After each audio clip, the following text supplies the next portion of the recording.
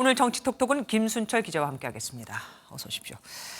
해외 순방을 마친 윤석열 대통령, 오늘은 특별한 행사에 또 참석을 했습니다. 예, 오늘 오후 윤석열 대통령은 경기 고양시 킨텍스에서 열린 국민대통합 김장 행사에 참석했습니다. 파주 배추와 의성 마늘 등 다양한 지역의 재료로 김치를 담그면서 국민 대통합의 계기를 만들려고 했었다는 게 대통령실의 설명입니다. 네. 이 행사는 전국 17개 시도 지역에서도 동시에 개최됐는데 약 100톤의 김치를 만들어서 소외계층에게 전달한다고 합니다. 네. 주황색 앞치마와 두건을 착용한 윤 대통령이 배추에 직접 양념을 바르고 김치를 나르는 모습도 포착됐는데 네. 관련 발언 들어보시겠습니다. 오늘 우리가 이 김장 행사를 통해서 우리 사회가 더 이웃을 배려하고 따뜻한 사회가 될 수 있는 아주 좋은 행사가 되기 바랍니다. 참, 윤 대통령의 지지율도 올랐더라고요. 예, 맞습니다.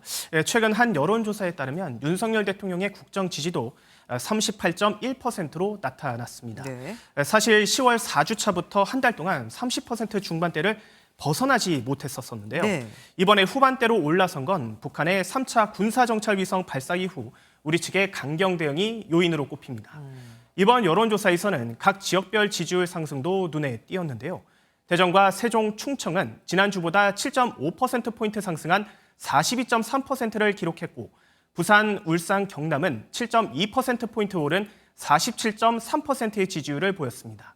심지어 광주, 전라에서도 6.1%포인트 오른 21.4%를 기록했는데 반면 인천과 경기 지역은 1.9%포인트 하락한 32.6%로 집계됐습니다.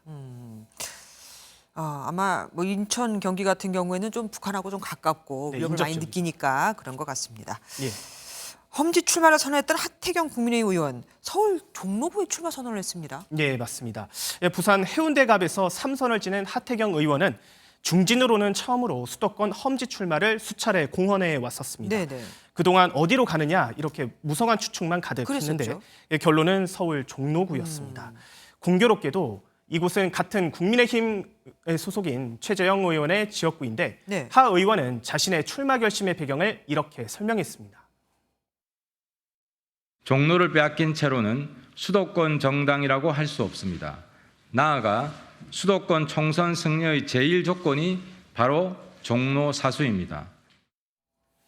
하지만 멀쩡히 지역구를 지키고 있는 최 의원의 입장에서는 같은 당 의원이 험지라며 출마를 한다니 마냥 기분이 좋을 수는 없겠죠. 네. 최 의원은 MBN과의 통화에서 이미 본인이 결정하고 발표한 것인데 내 입장에서 무슨 할 말이 있겠느냐며 불쾌감을 드러냈습니다.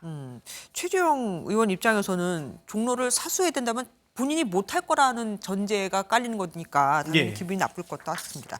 어쨌든 그러면 종로구 실제로 험지라고 볼 수 있겠습니까? 네, 우선 서울 종로구의 특성을 살펴볼 필요가 네네. 있겠습니다. 행안부의 최근 통계에 따르면 종로구 내 유권자 수는 12만 6천 명, 평균 연령은 45.5세로 집계됐습니다.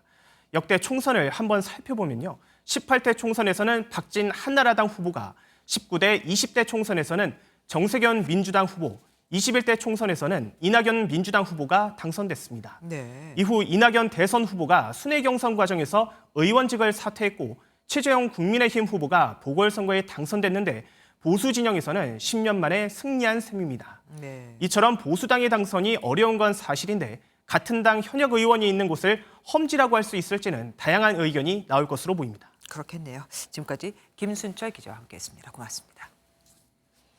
안녕하세요. 김주하입니다. 공정하고 신속한 MBN 뉴스, 유튜브를 통해서도 만나보실 수 있습니다. 특히 더 많은 뉴스와 라이브를 보고 싶으시다면 오른쪽을 눌러서 구독하시면 됩니다. 어렵지 않죠? 빠르고 정확한 뉴스로 계속 찾아뵙겠습니다. MBN 뉴스를 시청해 주신 여러분 고맙습니다.